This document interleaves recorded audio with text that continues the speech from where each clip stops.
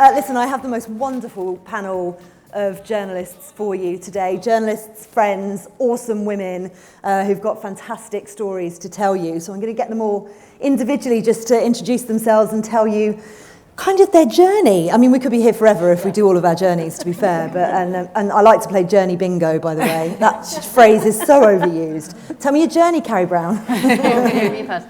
I think I wrote my first sports article at 11 for our local paper, the Witney Gazette. It was the Junior Young Farmers Mixed Hockey, because at my school, girls weren't allowed to play football. It was banned. I'm that old. And then it wasn't until I was sports editor of my student paper at uni, I was hockey captain, couldn't play football. And it was Trevor MacDonald and David Stanley, the editor of the News at 10, when I was working as a researcher and script runner, that said, "You've been helping all the producers write sports scripts and fill in cricket graphics. You should really shadow the sports desk." And I said, "Can I do that as a girl?" And he said yes. And I've had great allyship, but the wonderful thing has been the women that are just amazing friends and not pitting themselves against each other, as was the situation we were told when we first came into the industry. Became chair of the FWA recently, which was a mad thing, and lockdown happened and it was a mad thing. But yeah, just an amazing group of allies in the industry now. Carrie's also done brilliant things with the Football Writers Association in terms of bringing young women into the industry. You also mentor as well, don't you? Yes, please tell people my about that. my FWA mentee is right here. I cracked the whip a bit. Sorry. Is in the audience, and Lisa LaRue as well, who's just come back from covering the Africa Cup of Nations and do a lot with Kick It Out, and very proud of her too.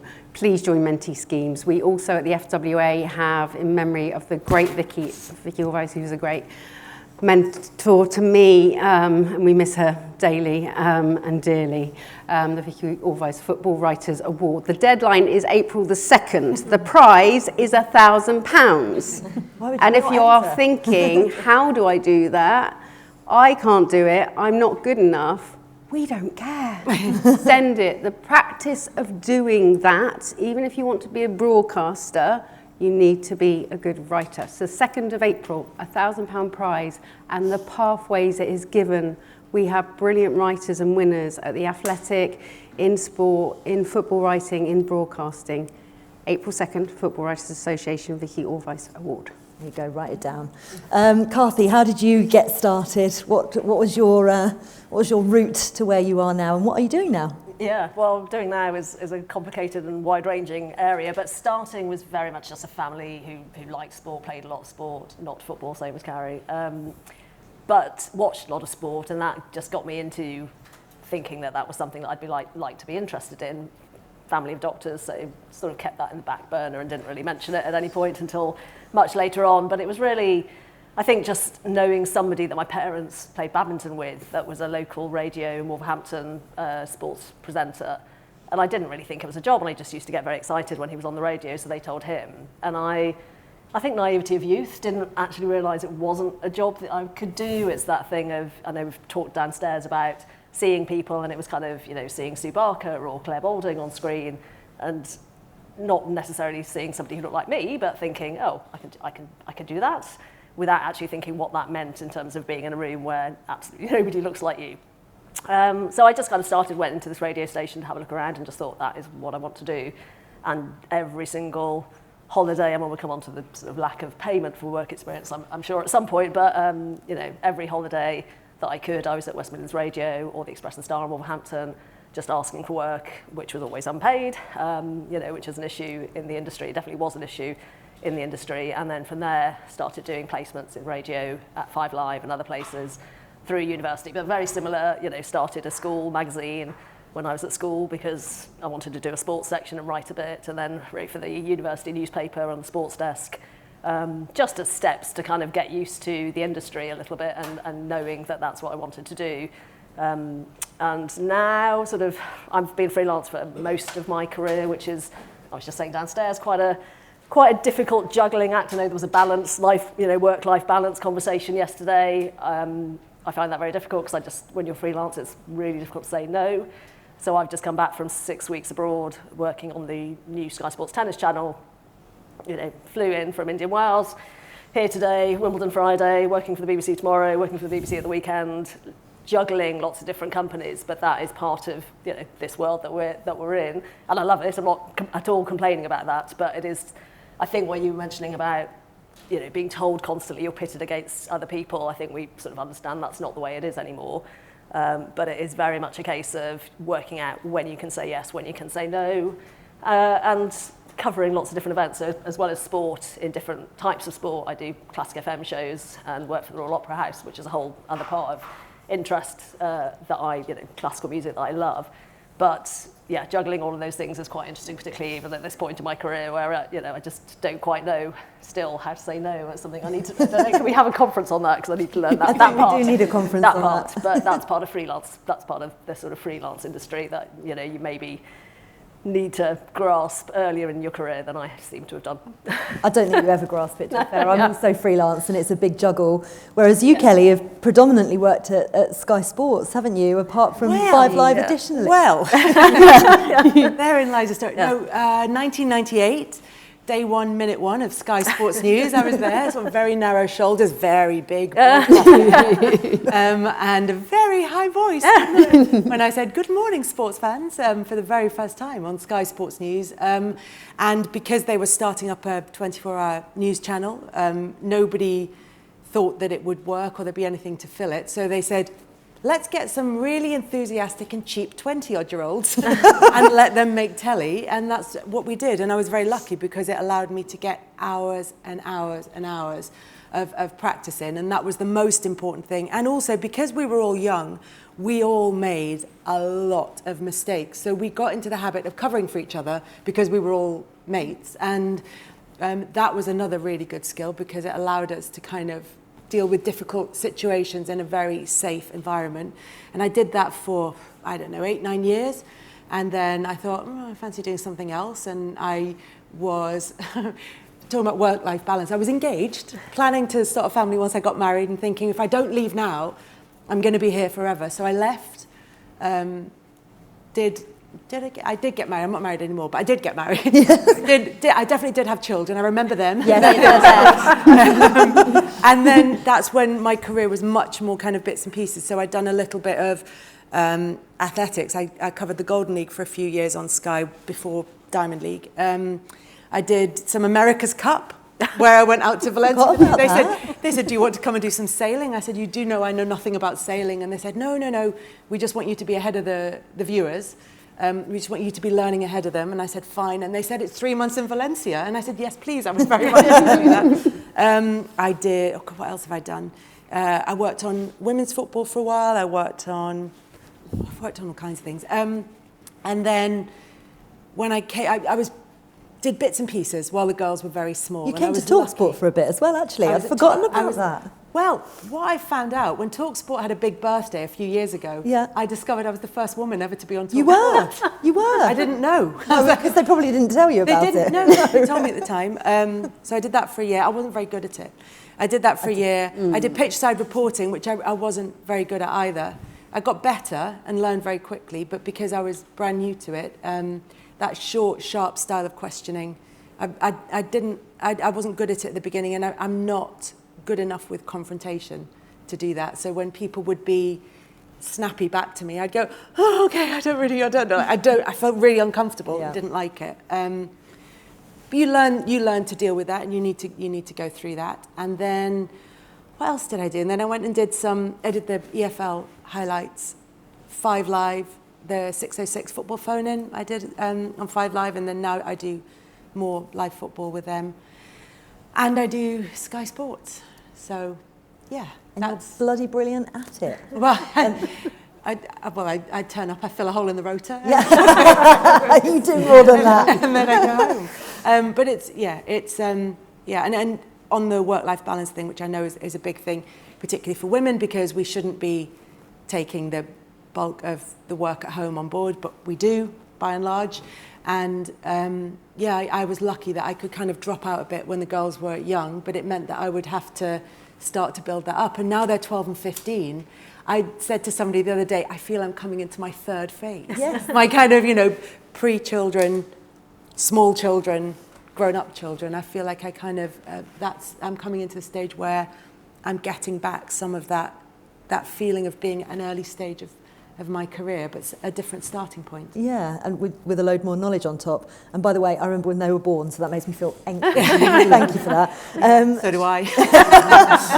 Charlotte, you also work at Sky, but tell everybody how you got to where you are now. So mine's a very similar story to the ladies next to me. So I was the editor of my primary school, I call it newspaper, it was a leaflet, at the age of probably 10 or 11 or something like that. I've still got it knocking around somewhere.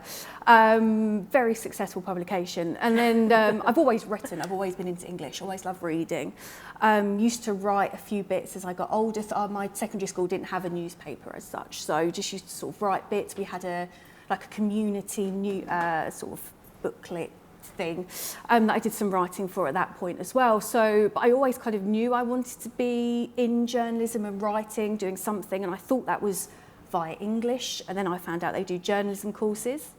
Didn't know that was a thing. So I went and did a journalism course, but I actually didn't even think of doing sports and journalism together.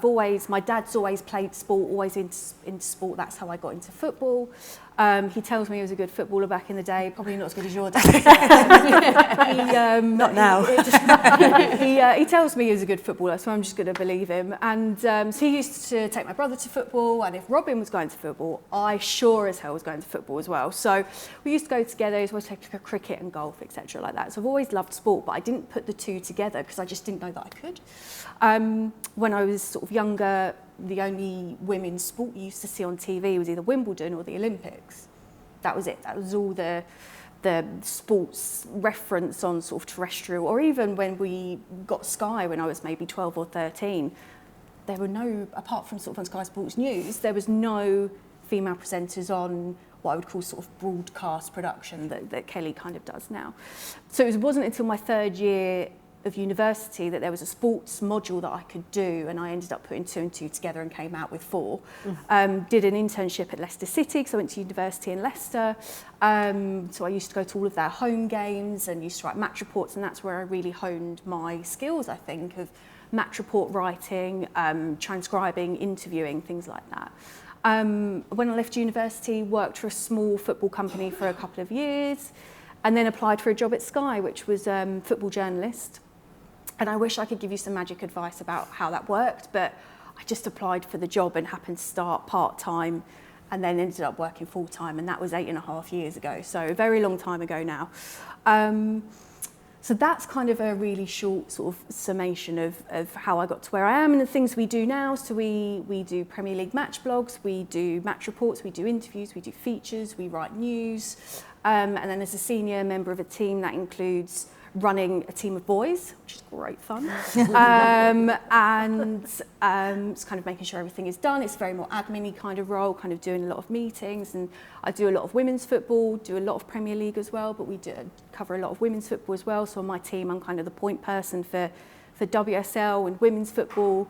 But it's a great job, but it has its kind of ups and downs. I'm sure the ladies will tell you as well that, you know, this is we're really lucky to be able to do the things we do, meet the people that we meet, come to amazing events like this. But there are ups and downs to it as well, more ups and downs. But yeah, that's sort of a really short summation of kind of the career so far, capital T, capital C. What's your story, Faye? Oh, okay. So, very potted history. So I actually started at Sky as well, but I started as a PA. I did broadcast journalism at university, Nottingham-Trent, and really by the end of that 3-year course, didn't want to be a journalist by the end of it. I had a really bad work experience time and thought I don't want to knock on people's doors and talk to them about horrible things. Certainly didn't want to do news. But kept being told that I had a really good authoritative news voice, and so was just shoehorned into doing news, but I didn't want to do news. I loved sport, I'd always loved sport. My dad had 2 girls growing up and made us like sport. I don't have a boy, you must like sport. And so after university, I actually got a job as a PA at Sky in the marketing department. Terrible PA. Anybody who was here yesterday and heard the panel we did, I was absolutely dreadful. But I had to walk through Sky Sports to get to the canteen, and I got chatting to the woman there who used to book runners, and she said, well, I can probably get you a job as a runner.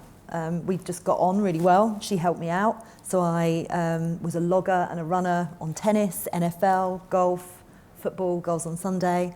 And through that, a maternity cover came up at Sky Sports News on the assignments desk, booking reporters, and that's how I kind of started. And yeah, it kind of took it from there, and I still had to do news to fill in because I was quite often told, you can't do the sport, we've got a guy that does that. And eventually, I don't really like it when people say no to me. I get a bit like, well, why? Give me a real good reason why. And then I would like to prove you wrong. That's just because I'm a little bit obtuse. But I did that. And I knew what I wanted to do, so I just kept going and was resilient with it and worked at TalkSport, doing news, but on a sports radio station. So I started on the Alan Brazil Sports Breakfast in 2007 and then left there in 2011 and took the freelance leap like Karthi, and I've been freelance ever since. And it is, you know, a roller coaster, but I've had so many amazing opportunities because I'm freelance, because, you know, you can say yes to things that you might not want to. And I think that's what's interesting about this panel actually is we've all worked in kind of different areas, although you've predominantly done football, haven't you, Charlotte? But yeah, mostly only done football. Yeah, we have a different team that do sports, and there's lots of amazing women on there, but largely just football, yeah. But that's what's interesting is that you can, as a journalist, if you have your foundation as a journalist, you can use that knowledge anywhere. So you can focus on football if that's your love. You can go into sailing really randomly. You can do tennis, which Karthi's brilliant at. You know, you've done so many different sports. I was with her in Valencia. Yeah. Randomly. How did I miss the Valencia trip? I had tickets to Glastonbury for the first time, and it's the first time I had Face ID. And Carrie there, which is why Carrie is so brilliant. You were having to. Was there a cameraman? But it was a very shoestring operation. We basically and you were had to- doing about a million things at once. We had to both wait outside an inquiry. Oh, yeah. This is the glamour.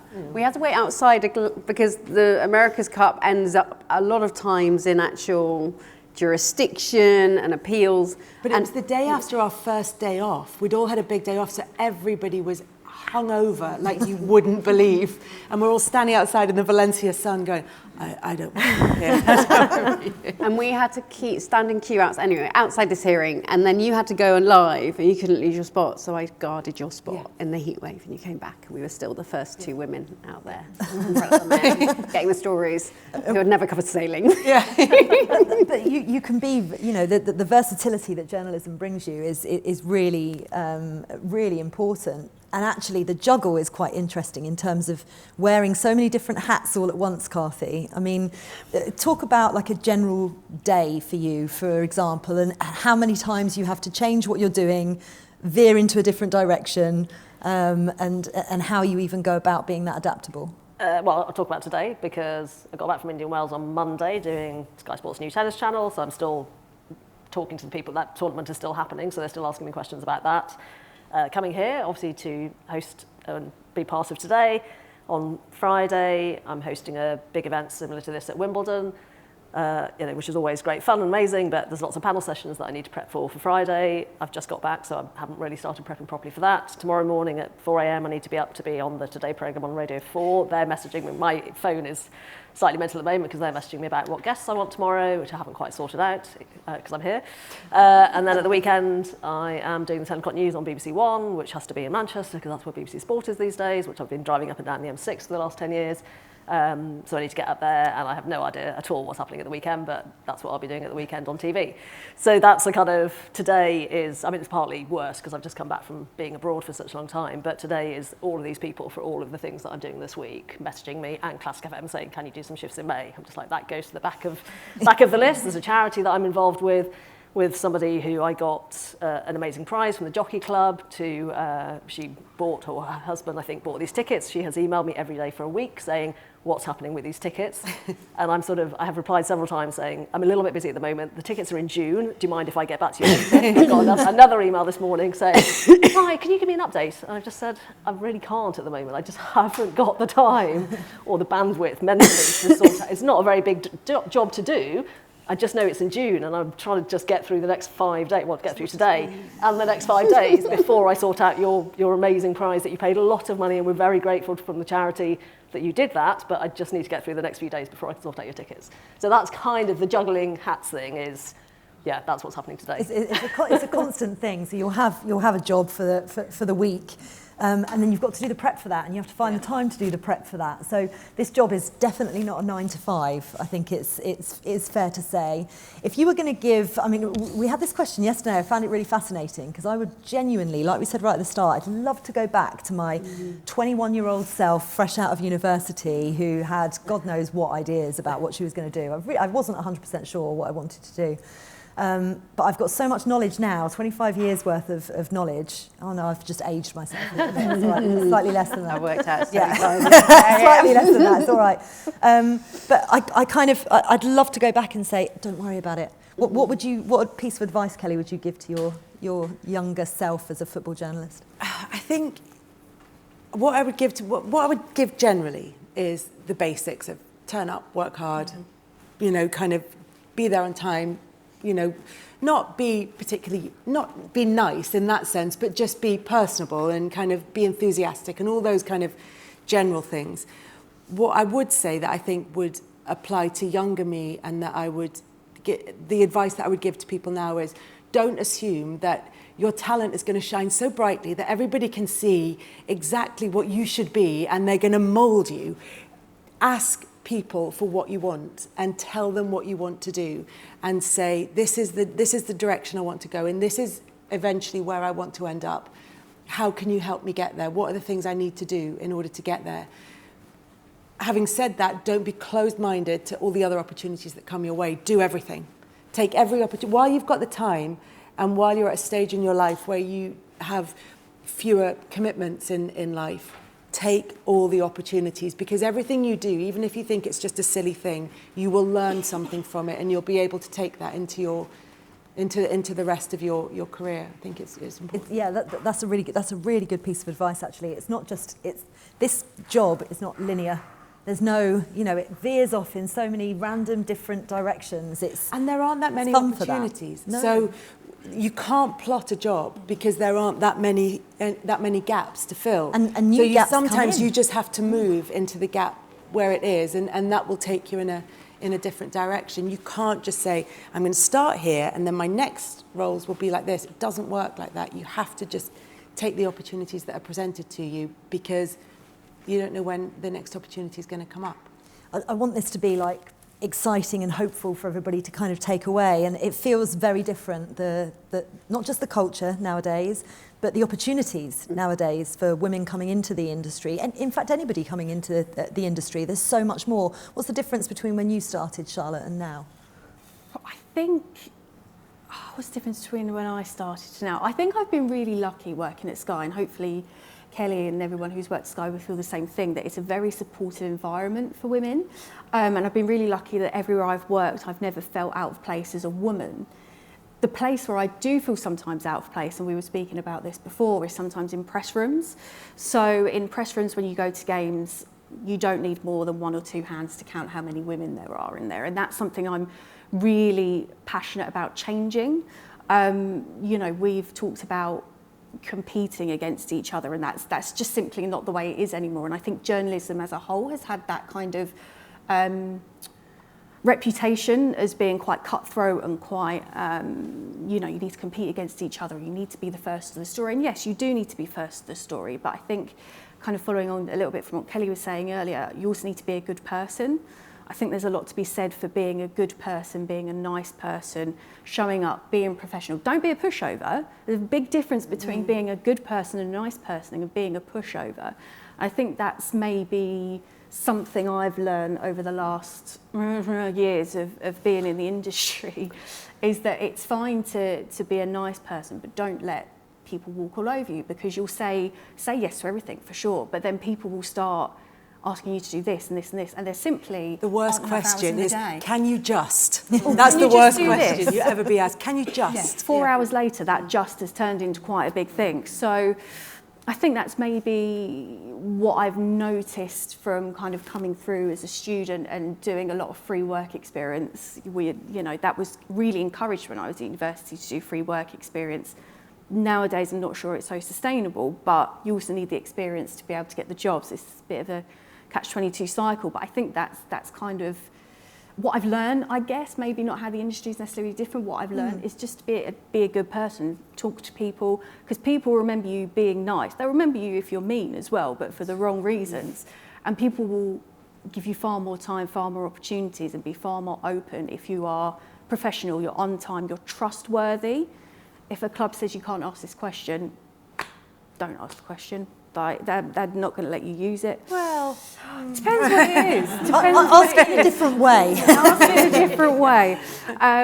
But all of those things coming together and just having a really supportive environment. I think when you choose to be a journalist, which is a brilliant job, it's important for you guys to know as women that there are women here in this building now on this panel that are here to support you, and men as well. Like, it's women in football, but there are male allies, lots of male allies in our industry who are going to help and support you. But I think that's maybe the biggest things that I've learned along the way, and it's great now to see far more women in the Sky Sports News newsroom. Half the people that you see are women, and that's brilliant to see. And then half the people who, well, not half, but there's far more women working on our digital team now than when I first started. I think there were two. I'm looking at John because John was also there when I started. Two maybe on the digital team back then. I think it was me and Kate were the two women who were working on the digital team at that time. And now there's a lot more, which is really great to see, I think. And there's so many more opportunities, Carrie, for people, isn't there nowadays? Where would you what directions would you point people in? The one thing I'm going to just quickly say on what I learned, which I learned earlier, is when someone recommends you for a job and they're in the industry, you believe them. They're putting their reputation on you and you take it. I had some brilliant people I've had to call up later in life and say, I'm so sorry. And I'm going to say it as women, I've never said this before. I never went for the meeting at Sky because I just wanted to wait until I lost another 10 pounds. That might have also just happened about 3 years ago when I was in the best shape of my life. Please don't be me. Don't have that regret. When people in the industry ask you for a coffee, go. Even if you don't think you're never going to think you look as good as you are, and you look back at the pictures when you're older and you go, babe, which I would never say about myself, but please don't let your insecurities stop you going for a meeting, stop you applying for jobs. There are some women in football royalty here in Jackie and Joe, and they were our advocates when there were never rooms like this. And I want to give a big shout out to Natalie Perks as well, who was the first person that really flipped a switch for me, because when I came into the industry, women were pitted against each other. We were given the impression that anyone, I think, senior to me, that I was after their job. And that was a generation a few years above me. And I had actually quite a nasty experience when a cameraman picked out, oh, she's giving you daggers. And I was like, of course she's not. She actually really was. And she was really belittling me. And she was a leading correspondent at the time. And that was a real shock to me. But Natalie put it so beautifully. Goodness me, she's good at her job. Amazing BBC correspondent. She's a queen for me, like Jackie and Joe. And she's so good, and she was so glamorous, and she's so intelligent. And then she just said, we're absolute allies. And you're like, me, you see that room? And it was a press conference room of men. And she said, that's a job for us, that's a job for us. There were 30 men in that room. These are the jobs you are going for, not the one room in the room. There are hundreds of jobs, and there are press boxes at matches, and they are still all men, bar the peppered few women. And I walked out of the West Ham Stadium, it's only 3 years ago, with a man of a similar age to me, even younger, brilliant. And he said, Carrie, I just don't think there's any pathway for us. I just think diversity, and I literally kept my calm. And I said, I'll see you back here at the next match. And I showed him. He was okay. And I have continued to mentor him ever since, and he's been doing amazing things, bigger things than he ever dreamt of, but so much talk about the brilliant pathways that are happening and the diversity, and still the numbers are far too low. But please remember, every single job that a man has is yours to get. not just the women you see. And I think that's a really, really Can good. I come in on that? Just because I think that idea of women being pitted against each other is a really interesting one. Because when I started at Sky Sports News, because we were all young women, there was very much a sense, and it was very, it could have been About 97. based 98. 98 September. But it could have been really bitchily competitive, and it wasn't. Two of the women I started with, they're a godmother to my daughters. They are my friends and have been for 25 years. It wasn't anyone at Sky, but and they are. You've always been. But you're right. So that that there was always that support there. The lead director, that woman called Karen Wilmington, always had our backs and always stood up for us. And I think that was really formative for us. That kind of gave us a confidence that maybe we wouldn't have had. But we just knowing that was there, without recognising it at the time, knowing that was there was a sort of subconscious support for us. But also I remember going out to the World Cup in 2010, I think it was, in South Africa, standing in a mix zone. I was there, Charlotte Nicol was there, Gabby was there, and it happened to be 3 women in the mix zone. It was quite late on, and the sort of main interviews, and they were just, so it was quiet. And we walked through and we were like, how are you? How are things? Yeah, where are the kids? What's happening? How are they all getting on? How's everybody? How are you all feeling? And the sort of organiser who was organising the mix zone came up and went, this is so much nicer than when the men are here. we were all saying things. Oh, have you spoke to such and such? Because they said something really nice about the penalty, or they said something really nice about whatever. Ask them about this. And they said when the guys were in there, and I think it's changed for the male journalists as well at the moment as well, actually. But this is, nearly 15 years ago. And we were all collaborative and they were all competitive. And I think that's very much, and you're right, there's the odd person who's not anybody's friend, but I think there are the vast majority of women that I've come across that I've worked with or just know, like on a casual basis, have all been really helpful, really supportive, really friendly, and it's not women against women. That is not the environment you're going into at all. Because it felt as if that's what I meant when we came in 97. I think the generation before, because there were so few, had been, but that's when we moved on. That's how it's changed. That's not to say there's not competition. Yeah, that's healthy. There isn't. But there's competition and there's allyship with the competition. It's supportive. Like Carrie and I are part of a really supportive girl group of women who champion each other. We all have highs and lows and difficult times and things, but everybody's there to say you've got this, it's absolutely fine, or any kind of challenge we might have. It's really important to kind of go through that. And that competition element, I think, always did stem from a man. Nat Sawyer won't mind me telling you a story where a boss, when she was on maternity leave, turned around and said, oh, by the way, I just wanted to let you know we've hired another brunette. She was like, wow, because that was what it was like, one in, one out kind of thing. You were seen as disposable, whereas the men had, a longer thing. And by the way, I'm not breaking her confidence there. She said that in this panel that we did last year. It's really different nowadays, and all of you in this room at the moment can be each other's ally, and you've got older women that we perhaps didn't have who can help us, help you and guide you. We're totally, well, I'd like to think so, yeah, without a doubt. And we're all round here today, so you can come and ask us as many questions as you like, because it's really important. I think, we didn't have that many women to aspire to be, which is sad in its own way. But additionally, they weren't necessarily approachable because they were made to feel as if the younger ones were going to come and take their jobs, because there was an ageism thing that comes in, which I like to think is going away now because we're all getting older, so hopefully it's improving. But I want to kind of focus, before I throw it out to you guys, because I'm sure you've got loads of questions, I really want to focus on what it is that we can potentially help you with going forward. And we talked about the mentor schemes earlier on, but in terms of advice from you, Karthi, you must get, with the variety of jobs that you do, you must get people coming up and asking so many different questions about what you do. What's the one question that you find comes up all the time? I think probably the most frequent is about confidence and outward confidence.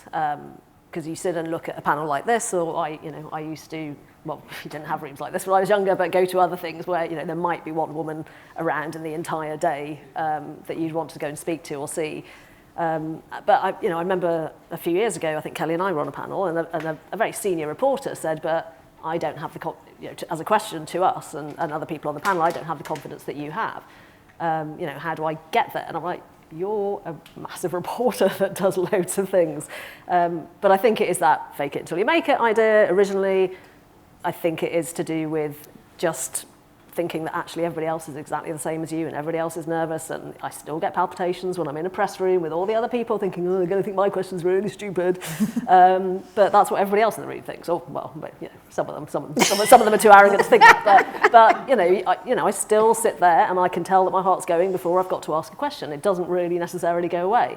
So it is just that, how do you portray the outward confidence when you don't necessarily feel that inside? And very honest of you to say what you've said, but it is depending on the side of the sport that you work in. And if you're on TV, there is always the ageism, there's the looks, all of that stuff that doesn't necessarily apply to men, and it becomes a big part of stuff that gets in your brain, and you do have to let go of and just think, right, I'm doing the job very well, the other stuff can wait, or shouldn't be there. So it is just portraying, I think, that confidence level, understanding, having resilience with it, because even if you don't necessarily have it to start off with, you will gain it via your experience and having authority and gravitas, and that will come as you go through your career.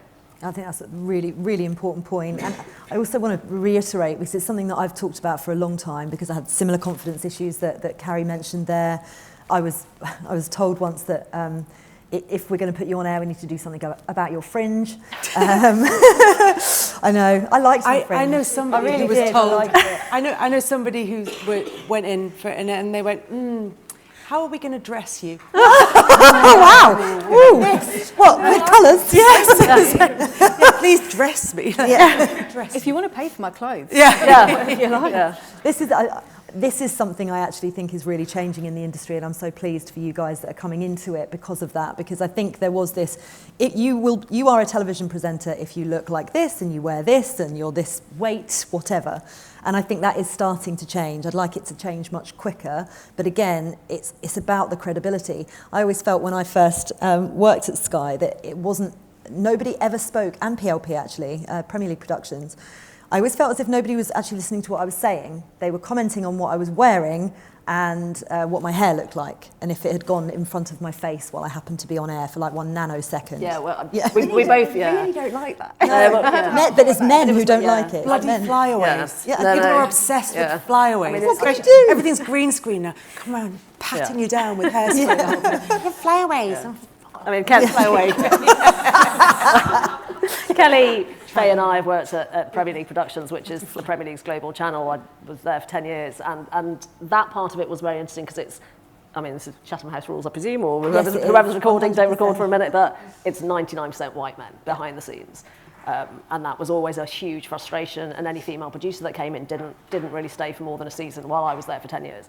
And as much as I tried to champion them and help them, they just didn't find the environment very welcoming.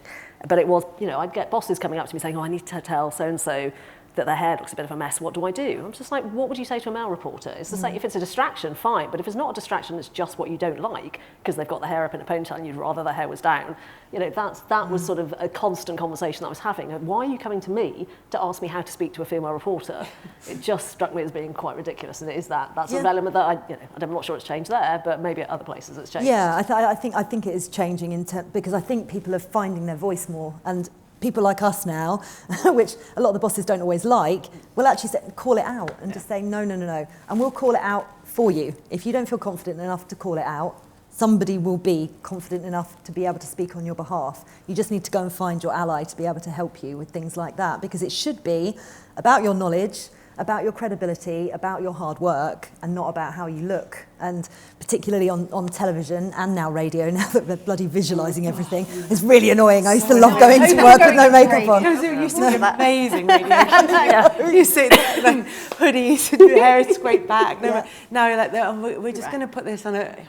Really? So this is why I'm surprised more women don't go into football, like written football journalism, because you don't have to worry about things like that.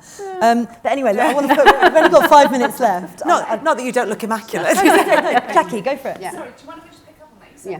About print, because we've heard from some brilliant female broadcasters, and I hope you've absorbed every word that these wonderful women have said, because it's fantastic advice, and very honest with everything you said. I think you possibly might agree with me how much we're lacking female print.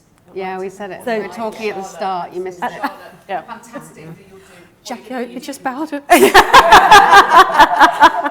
I'll catch it. Don't get me started. So you're doing some broadcasting as well. So I suppose, Carrie and I being on the National Committee of the Football Writers Association, please do join us if you can, as well as being... Carrie's already plugged this, by the way. She's done it. She did it right at the start. Sign up. But we need Jackie to keep going. Exactly. The message is, which we said, we need more writers. Yeah. We do need more writers. I'm not saying that there are loads of jobs in print journalism and newspapers. I'm not saying that, but we do need women who want to go into press conferences, put their hands up and ask questions of Gianni Infantino, of Maurizio Pochettino, and other people who don't end in Eno. We need people interviewing, doing in-depth features on female athletes, on male athletes, so it's not always the same guys who are showing up. And those athletes are saying, where are the women? Infantino himself has said, where are the women? So Infantino had a briefing yesterday on the Champions League. No women were invited, as far as I'm aware. Well done. Oh, I was. Oh, you were? Yeah. Well done, good. The UEFA thing Yeah, yesterday, where okay, they you were. explained it. Yeah. I was. Were you there? No, You can go because here. I forgot to reply to No, you. it's okay. And I actually was invited as well. I've let everybody down. We've got some questions anyway. It Go wasn't for it. very far. Yeah. Carry on from what Jackie said. I get a lot of students or graduates coming to us wanting to work in football and sport, and they're doing also. I work in sustainability within football, so we are definitely concentrating on the green game. You probably know David Greedo very well, so he's doing excellent at really kind of championing this topic. And I think that was going to be my question actually.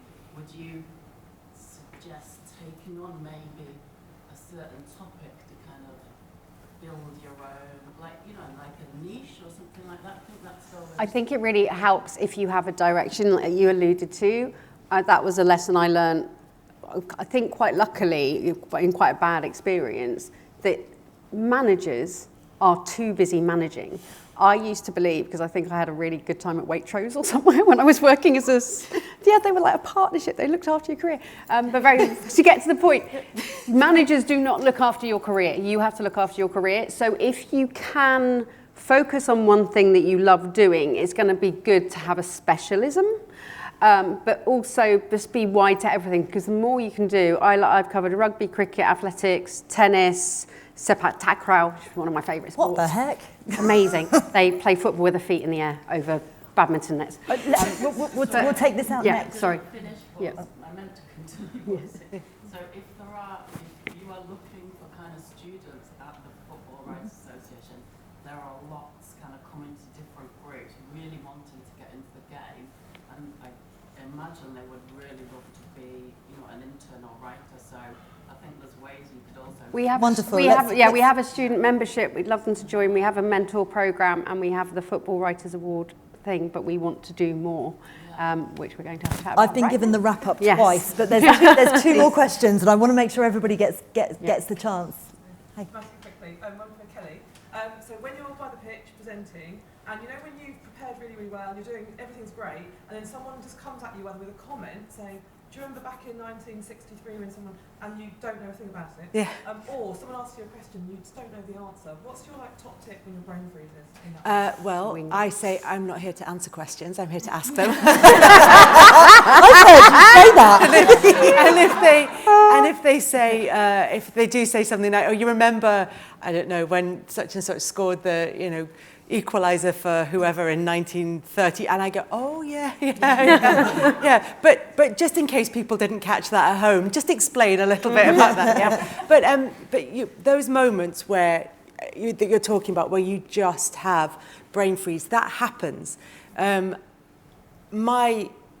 What I actually do is I talk until I remember what it was I was going to say. So if I've thought about a topic we're going to, and then somebody said something, and I think, "Oh God, I'm going to have to pick up," and you're sort of managing 2 or 3 different threads in your brain, then I sort of talk until I settle myself, which is probably not what I should do, but in practice, it's what I do. But if you're in front of camera, don't worry too much about pausing. it doesn't really matter that much. People don't pick up on it in the way that you think it does. Nothing, and even more broadly, nothing is, you can come off air and you think that was an amazing show, and it's been good. And you come off and you go, oh my God, that was an absolute disaster, and it's been not great. Nothing is ever as extreme as you think it is. Telly and the camera absorbs so much that you're only ever really operating in a kind of medium bandwidth. That's the sort of lesson. So nothing is as important. And if your brain, you can say, hang on, give me a second. Don't ever be afraid just to talk to the viewer and say, hang on, I had a question. It'll come to me in a second. You carry on and ask something else in the meantime, and then come back to it. It's okay. It's especially in live television. It's much. I remember hearing somebody say once, if you're uncomfortable, the viewer will be uncomfortable. And the one thing the viewer doesn't want to feel is uncomfortable. So if you're comfortable just saying, I was going to ask you a question, I've forgotten what it was, it'll come to me and I'll come back to it. That's fine. I think that's fine in any situation. And if you get asked a question and really thrown under the bus and you don't know an answer, say to the person asking you, great question. But what I find really interesting about this subject, it's a psychological trick. Yeah. They're so flattered by the great question. They're like, oh, and they've missed you, deviate, and suddenly you watch politicians do it a lot, but yeah. Right, Michael's allowed me one more question. So. Thank you. You guys spoke about the art of saying no. I think early on in our careers we're almost taught to say yes quite a lot. Yeah. So the question is around how to balance that best. Go on, Karthi. Karthi, do you feel that you say no enough? No. It's probably the first time I said no today. I'm not sure I'm great at giving advice on this one because I do find it really difficult. I think at some point you sort of work out what you can do and what you can't do. Things like being asked to do stuff for free, unless it's a charity or an organisation that you really want to work with, people saying, can you just help us out with something? And it's going to take you all day and take you away from your prep for something else, that kind of thing. I have started to say, somebody taught me that the question is there a budget? And, if people say, and it's something that you feel you should be paid for because it's your time and preparation, is there a budget is a great way of just getting some kind of conversation going on that. I'm not saying that, I don't do anything for free, but it's just, I've got a lot of experience, I've worked very hard to get to where I am, and I'm happy to impart information to other people, but when it's sort of can you just help us out for this? I think I do really struggle to say no, and the work conflict is, I think when it, I haven't been ill with anything, or I think that's probably at the point, and I'm probably getting to the point where people are a little bit, right, you just need to be a bit careful. You've got jet lag, you're doing this, you're doing that, you're driving, I'm driving to Manchester at the weekend, I drive back after the 10 o'clock news, or I get a few hours sleep, do the Today programme at 4 a.m. from Manchester, get up and then drive back to London. That's where I sort of have to think a bit more carefully. Health side of things, I think, is probably where you start to say no, is when you can feel yourself getting really tired, or that there's possibly something further down the track that's going to go wrong if you keep doing that. So I guess that's probably where my boundary might lie. But I'm very bad. What's that phrase? No is a complete sentence. Yeah. You don't need to justify. Explain, if yeah. you want to do something and you can't do something, no, I'm afraid I can't. Yeah. I'm really sorry. I'd love to do it, and I'd love to do it another time, or thank you for thinking of me, but I can't. And that I think, I often say, please come back to me another time, and I'll do particularly student talks. If I'm working elsewhere and I'm doing something else, I'll always say, come back to me, or can I give you some dates, and I will do it when I can. I just can't do it on the day you've asked me to do it. But if don't say no too much. Yeah. No, but really, it's especially really at the beginning of your career, don't say no too much, because often when you feel like you don't want to do something, particularly when you're young and inexperienced, it's fear and it's lack of confidence, and it's, if there's a genuine reason and you think this is an important family occasion, or I'm taking too much work on and I need a day off because I really need to reset, and all those things are much more important. But if it's just, I don't know if I can, really think about why you're saying no, because if it is fear, do it. But if it's something you really don't want to do, and you just feel you should do it, like someone's asking you to do something and you're like, I really don't want to do this, and you feel you should to be nice, just say no. Yeah. Right, And if you feel uncomfortable, and if you feel Yeah. so I know we're going massively. I knew it was important. going to be an absolute nightmare. Look at It's very rare. It's very rare I can't get a word in edgeways, but I knew this was going to be the case, and I've been given the wrap up on so many occasions. And it's a shorter session, obviously. It's been a real pleasure to have you all with us today. This kick-ass panel for you as well are all around. We're all staying all afternoon, so come and ask questions.